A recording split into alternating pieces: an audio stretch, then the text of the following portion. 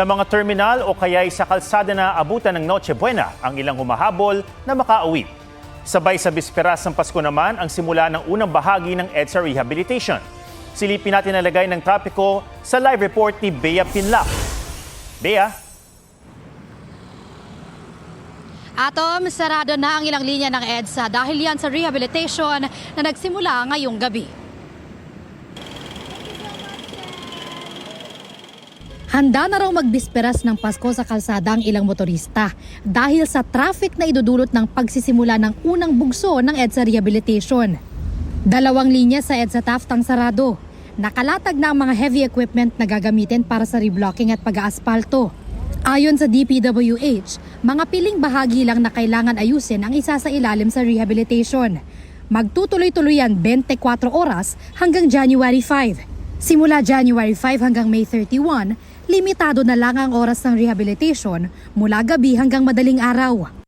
Ay matinding traffic yan, pahirap yan. Pero okay lang kung maayos ang daan. Okay lang. Basta maayos ang kalsada. Wala tayong magawa, tiyagaan na lang. Kailangan talaga maayos na yan. Pero kailangan din na konting pasensya na lang sa mga motorista. Kung nahirapang dumaan sa EDSA pa South, dagsa ng tao naman ang sumalubong sa mga terminal, tulad sa Parañaque Integrated Terminal Exchange o PITX. Hanggang nitong tanghali, umabot sa halos 80,000 ang pasaherong dumating sa PITX. Ang ilang malayuan ng trip, tiyak sa daan na aabuti ng Pasko. Kalsada. Doon kami magno-Noche Buena, alas 12. Ang kailangan, kumita. May maiuwi sa pamilyang. Merry Christmas sa inyo lahat, sa kalsada si Papa magpapasko. Very inspired ka, di ba, na merong anak sa'yo na nag-aalala, maski nasa malayo ka. Sa NAIA, dagsa na rin ang mga humabol lumipad pa probinsya. Mga anong oras kayo darating sa bahay? Mga 2 a.m. Dili na lang po. Pagdating na lang po ng bahay, mag-Noche Buena.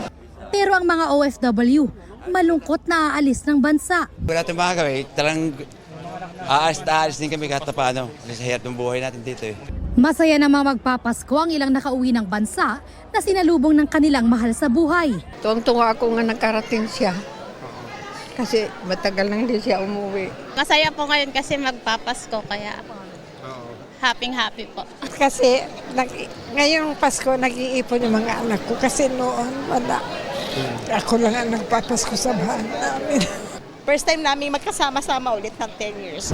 Umaapaw na rin ang ilang port sa Matnog, Sorsogon. Nag-abiso ng humanap ng alternative ports dahil sa dami ng mga sasakyan at rolling cargo.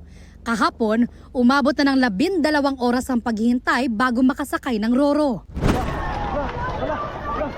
Animoy nagkarera ang mga pasahero sa Pasakaw Port sa Camarines Sur. Naguunahan sila para may maupuan sa barko dahil walang numero ang mga tiket.